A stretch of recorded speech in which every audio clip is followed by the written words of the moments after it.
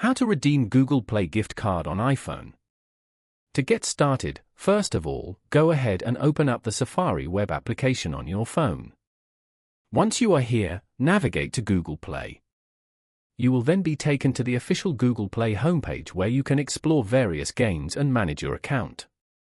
Tap on the top right corner of your Google Play account, which displays your profile.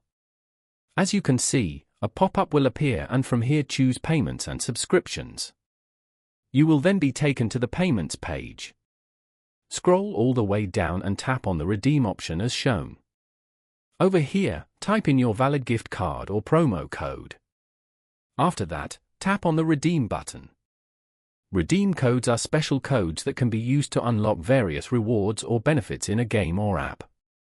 Following these steps, you can easily redeem Google Play gift cards on an iPhone. Thank you for watching. Please leave a like if this tutorial helped you, or leave a comment below if you have any questions related to the video.